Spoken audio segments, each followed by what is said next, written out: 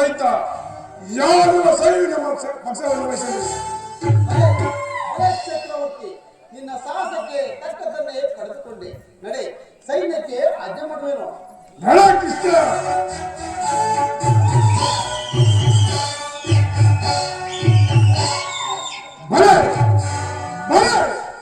ಕಪಡ ಮಾಡೋ ಸೂತ್ರಧಾರಿ ಭಕ್ತರನ್ನು ಎಚ್ಚರಿಸುವ ಈ ನಿನ್ನ ಕನಸನ್ನು ಕಪಡ ಬಸನ್ನು ನಾನನ್ನು ಭಾವಿಸಿದೆಯಾ?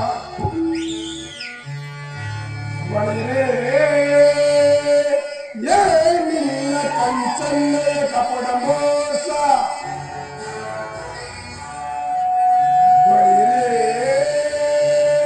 ನಿನ್ನ ಕಂಚನೆಯ ಕಪಡ ಮೋಸ ಭರತ ಕಂಡ ಸ್ವತಂತ್ರ ಸಮರ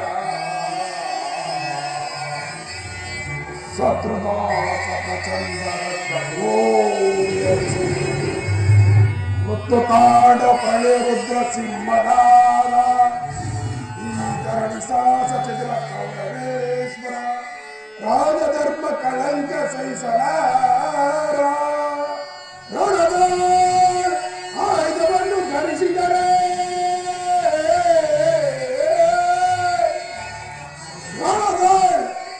ಆಯುಧವನ್ನು ಧರಿಸಿದರೆ ಪಾಂಡವರನ್ನು ಪಾಣಿಪಯೋ ನೋಡಿವೆ ನಿನ್ನ ಪಂಥ ತಂತ್ರ ನಿಪುಣ ಅವತಾರ ಪುರುಷ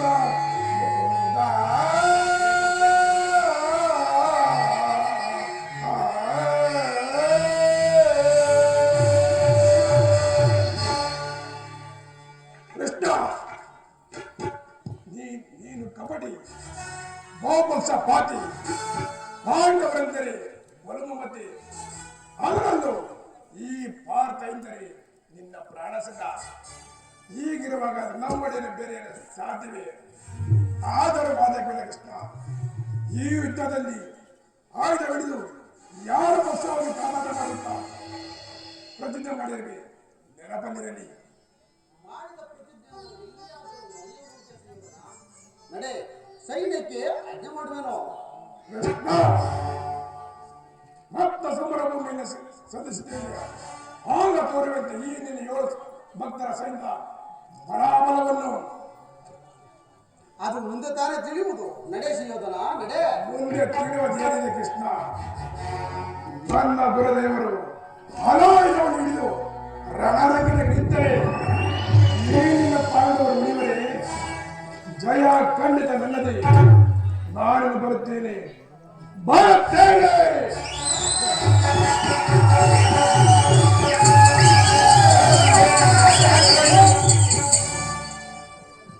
ಎಂತ ಅಕಾರ್ಯವನ್ನು ಮಾಡಿದ್ದೆ.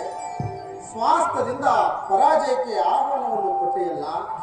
ಹರಿತವಾದ ಕಡ್ಡಿಯನ್ನು ಬಿಸುಟ್ಟು ಹೊರೆ ನಾಚರಿಸುವ ಮಂದ ಮತಿಗಳಂತೆ ಮುಂದೆ ರಣ ದುರಂಧರಾಗಿ ಮೆರೆಯುವ ಬಲರಾಮ ಸಹಿತ ಯಾದವ ಅಕ್ಷೋಣಿ ಸೈನ್ಯವನ್ನು ಕೇಳಿಕೊಳ್ಳದೆ ನಿರಾಯುಧನು ನಿರಸ್ತ್ರವಾದ ನನ್ನನ್ನೇಕೆ ಕೇಳಿಕೊಂಡೆ? ಪರಮಾತ್ಮ, ನಾನು ಜಯವನ್ನು ಬಯಸಿ ಇಲ್ಲಿಗೆ ಬಂದವನಲ್ಲ. ನನಗೆ ಬೇಕಾದದ್ದು ನೀನು. ನಿನ್ನನ್ನು ಹೊಂದಿರುವನು. ಕೃಷ್ಣ, ಈ ಯುದ್ಧದಲ್ಲಿ ನನಗೆ ಸಾರಥಿಯಾಗು. ನಿರ್ಗತಿಕರ ಗತಿಯು ಪಥಭ್ರಷ್ಟರಿಗೆ ಮಾರ್ಗದರ್ಶಕನಾದ ನೀನು ನನ್ನ ರಥದ ಮಾರ್ಗವನ್ನು ನೇಮಿಸು. ನಿನ್ನ ವರದ ಹಸ್ತಗಳು ನನ್ನ ರಥಾಸ್ತ್ರಗಳ ರಜ್ಜುಗಳನ್ನಾಗಿ ಹಿಡಿಯಲಿ. ಆಗ ನಾನು ನೋಡುವೆನು, ಶತ್ರುಗಳು ನೋಡುವರು, ಜಗತ್ತು ನೋಡುವುದು. ಸೃಷ್ಟಿಕರ್ತನ ಕೈಯಲ್ಲಿ ಶಾಸನ ದಂಡ ನಲಿಯುವುದನ್ನು, ನೀತಿಯ ವಸ್ತದಲ್ಲಿ ಮಾನವನ ಜೀವನದ ವಿಶ್ರಾಂತಿಯನ್ನು, ಧರ್ಮದ ಚಿರಪಟ್ಟದಲ್ಲಿ ಪುಣ್ಯವು ಪ್ರತಿಷ್ಠಾಪವಾಗುವುದು. ಅರ್ಜುನ, ದೇವರು ದೇವರು ಎಂದು ಕಟ್ಟಿಕೊಂಡು ನನ್ನನ್ನು ಒದ್ದಾಡುತ್ತಿರುವೆಯಲ್ಲ, ಅಂತಹ ದೈವತ್ವದ ಮಹಿಮೆಯನ್ನು ನನ್ನಲ್ಲೇನು ಕಂಡೆ? ಪರಮಾತ್ಮ, ನಿನ್ನ ನನ್ನಲ್ಲಿ ಇಂದ್ರಜಾಲವೇಕೆ?